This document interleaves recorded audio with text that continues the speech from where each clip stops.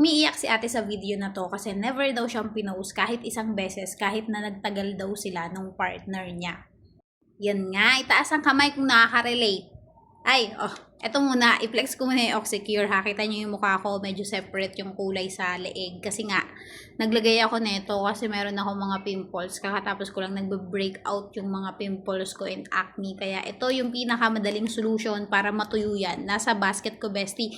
Try mo na para hindi ka parang tagyawat na may mukha. O, balik tayo dun sa topic kay ate na umiiyak nga kasi never pinost, never minayday nung jowa niya. Kasi hanggang ngayon, ako, nasanayan ko na lang ganun na never ako pinapost or minamay ng partner ko kasi nonchalant siya. Nagkakaintindihan kami ni V. Ganyan. Kasi nonchalant talaga yung partner ko. Ewan ko, nasanay na lang din ako. Ewan ko, ginaslight ko na lang ba yung sarili ko na ganun talaga siya or yun talaga yung, hindi yung love language niya. Parang ganun yung nafe-feel ko. And it's kind of parang feel ko dahil sa level ng maturity ko na rin na hindi na sa akin nagmamatter kung popost ba ako sa Facebook or what. Kasi ako, mapost akong tao. Tapos, ma-social media ko. So, lahat ng post ko, lahat ng video ko na kasama ko siya, tinatag ko siya. Kaya, pag pinuntahan ko rin yung Facebook niya or someone na mag-check, talaga lahat ng mukha ko. Kaya, parang ang cringe sa part siguro sa akin, in my opinion, ang cringe kapag nakita ko na pinost ako ng partner ko kasi hindi siya usually ganun. Mas lalo kang magtataka, bestie.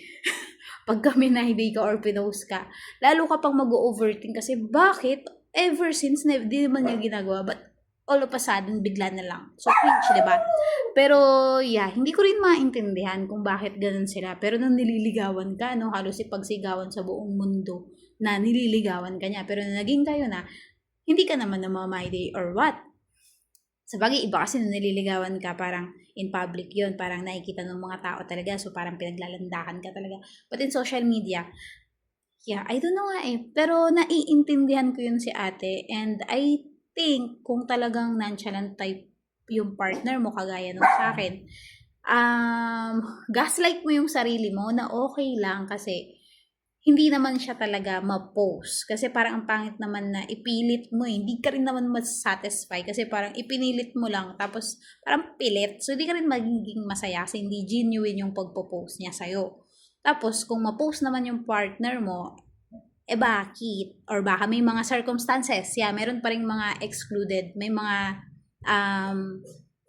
ganun na parang hindi nila prefer yung mga ganung type ng sweetness kasi hindi naman ganun ka showy yung partner mo. So, may mga ganyan. I think level of maturity and sa mga babae na nai-insecure tayo. No? Insecure tayo na, bakit kaya yun pinopost? Ba't ako hindi? Hindi ba ako maganda? Hindi ba ako deserve? Maganda ka!